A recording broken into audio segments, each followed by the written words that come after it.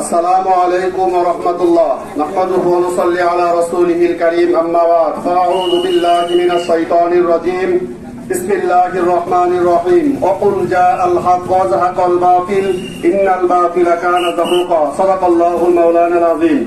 ইসলামী আন্দোলন বাংলাদেশ নাগরপুর উপজেলা শাখা কর্তৃক আয়োজিত আজকের পিয়ার সহ 5 দফা দাবিতে যে বিক্ষোভ সমাবেশে যারা উপস্থিত হয়েছেন, ইসলামী আন্দোলন বাংলাদেশ নাগরপুর উপজেলা শাখার পক্ষ থেকে সকলকে আন্তরিক মোবারকবাদ জানিয়ে আমি একটি কথা বলতে চাই। আমরা দেখেছি ইতিপূর্বে যত নির্বাচন হয়েছে, সেই নির্বাচনগুলোতে যে সিস্টেমে নির্বাচন হয়েছে, এখানে কিছু সংখ্যক মানুষের ভোটের মূল্যায়ন হয়েছে, 100% ভোটের কোনো মূল্যায়ন হয়নি। তাই অনেক চিন্তা ভাবনা করে আমাদের আমির যে পিয়ারের কথা বলেছে, এটা আজকে বাংলার জনগণ বুঝতে শিখেছে।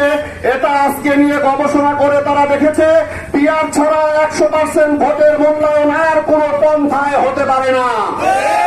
এই কথা যখন আমাদের আমির বলেছেন, যখন রাস্তায় মানুষ এই দাবি তুলেছেন, এখন একটা দুইটা দলের চোখানি শুরু হয়ে গিয়েছে। তারা বলতে শুরু করেছে পিয়ার খায় না মাথায় নাই। আমি তাদেরকে বলতে চাই, পিয়ার খায় না মাথায় নাই এটা বলে আর পার পাওয়ার সুযোগ নাই। পিয়ার পদ্ধতিতেই নির্বাচন হতে হবে। যদি তা না হয় তাহলে দেশে আবার ফ্যাসিস্ট ফিরে আসবে। যদি তা না হয় তাহলে আবার দখলদার রাজত্ব কায়েম হবে। এটা আমরা করতে দিতে পারি না। যেই দেশে আপনার জন্ম হয়েছে, ও দেশে আমাদেরও জন্ম হয়েছে, আমরাও ভেসে আসি নাই। অতএব নির্বাচন হতে হলে পিয়ার সিস্টেমেই নির্বাচন হতে হবে। আমি সাথী বন্ধুগণ, আমি বলতে চাই, পিয়ার সিস্টেম হইলে কি হবে?